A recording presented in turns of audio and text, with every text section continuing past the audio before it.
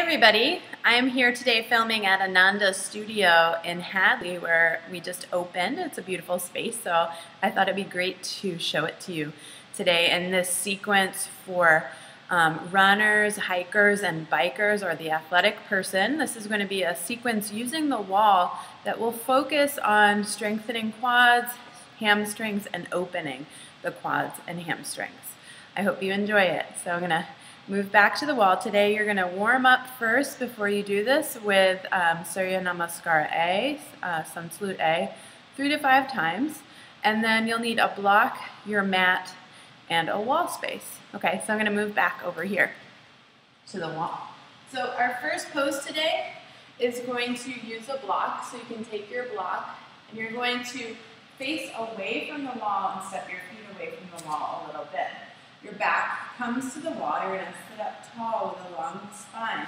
And then your feet are hip width apart. Line up your feet to the front of the room. And then you're going to bend your knees and bring the block between your knees and squeeze the block. So what I'm working towards is my knee over my arch and my legs at a 90-degree angle roughly.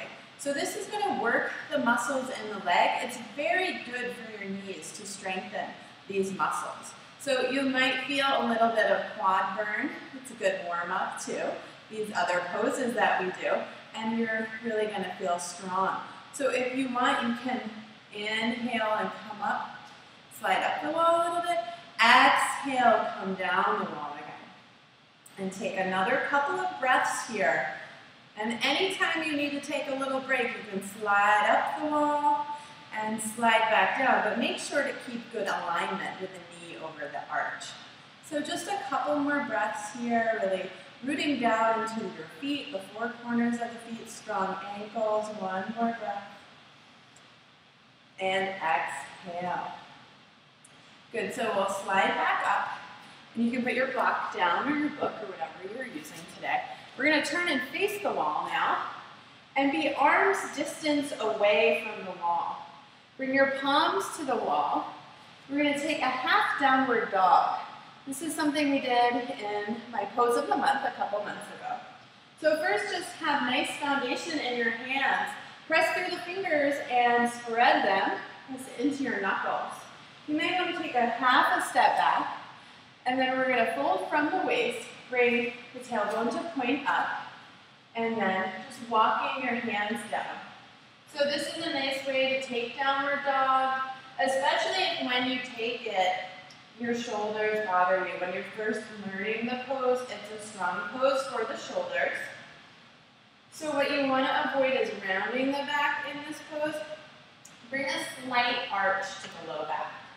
And just draw the hips back. You can wiggle your hips a little bit to draw back. Inhaling here. And exhaling. Coming a little deeper for one more breath. Inhale. Exhale. Walk back up to standing. And we'll keep the hands at the wall. Step your left foot forward, right foot back a little bit. The right toes are going to come out towards the side. And the front leg and the back leg are both going to be straight. The hips are square to the front and fold back down for a half Parsvottanasana. So here you want the hips both square to the wall. Notice whether or not one hip wants to hike out. And square your hips to the wall as you stretch both the back here and your hamstrings. Firm quad muscles, avoid hyperextending the knee. So we'll come back up, and then you can take that on the other side. So step the left foot back and fold here. Inhaling, exhale, square the hips. Inhaling, lift all 10 toes, engage your quads. Exhale, bring the toes back down. Inhale, and exhale, come back up to standing. Good, so for our next two poses, we're going to sit down for just 1 second. We're going to measure the length of our legs. So we'll sit right at the wall, legs straight out in front, and then bring your block to your heels. You're going to then come back up and stand there. So you're lining up about leg distance away from the wall. You're going to take your block so that when you're standing forward, that your wrist is below the shoulder. And then we're going to lift the right foot up to the wall. You may have to move back or forward a little bit in case your measurement was a little bit off. The leg should be at hip height with the toes pointing down. Square your hips to the floor here, and then we practice warrior three. So you may work on taking the foot off the wall with the hand on the block. This is going to work your hamstrings, the backs of the legs, the hip flexors. This is a really good strengthening pose. Engage your belly, lengthen. And then when we take the hand off the block, you may find that your hips want to not stay square. So this is where we work on keeping the hips square when we balance. So first leave the toes on the wall, and then maybe float here. You can even bring your hands over your head and stretch here and work your balance. When you're ready to come out, you can fold forward and rest in standing forward bend. You can take the block under your hands. If your elbows are bent, you can lower your block or not use the block and drop the head. Take standing forward bend here as a resting pose. Inhaling, exhaling, bring your weight into the toes, drop the head, come forward. Inhale, exhale, and release. Look forward again to clear the head and bring your block under your left hand this side. We're still going to work with the right leg. We're going to bring the right leg to the wall again. Turn your toes to the right. So now the hip opens up to the side. The block is going to be under your shoulder. You're going to open out to the side for Ardha Chandrasana. Here again, we can really work the hips using the wall. Inhale, reach the arms up and spread through the shoulders as you exhale. So maybe here you work on taking the toe off the wall, coming into balancing, keeping those toes flexed. The heel comes to hip height, working that outer hip abductor. Good. And then maybe you bring your foot to the wall and balance with your hands off. Maybe you do both at the same time. So you can practice your balance coming on and off the wall here. Good. So when you're done with that, you can come forward into standing forward bend or into child pose. The child pose means our wide toes are together and your forehead rests on the floor. Take a couple breaths here in either resting pose, child pose, or standing forward bend. And then when you feel ready, we'll take those two poses on the other side. First, warrior three, and then Ardha Chandrasana, the balancing pose. When you're done with the second side, come to rest again. Good. So for the next pose, we're going to do one of my favorite quad stretches, and this involves both blocks. So you're going to come to hands and knees at the wall, and take your right leg, bring the knee to the wall, the toes point up the wall. Take your left leg forward.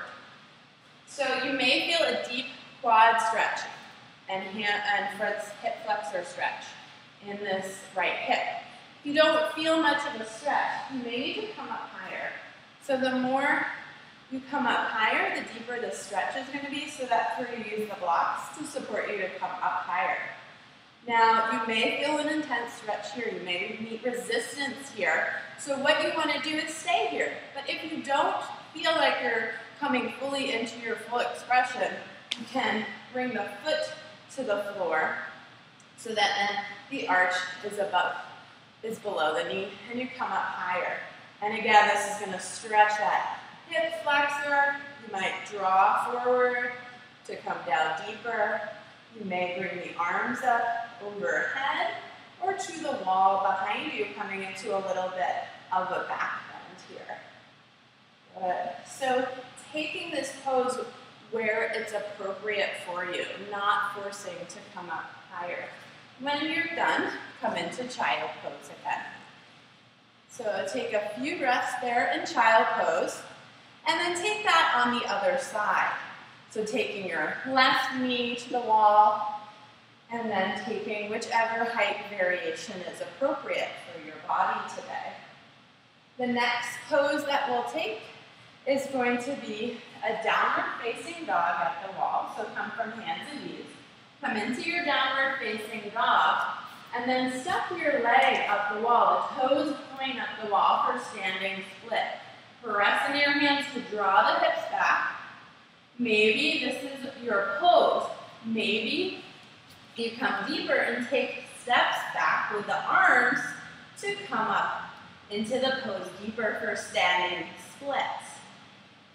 Inhaling here for 5 breaths and exhaling.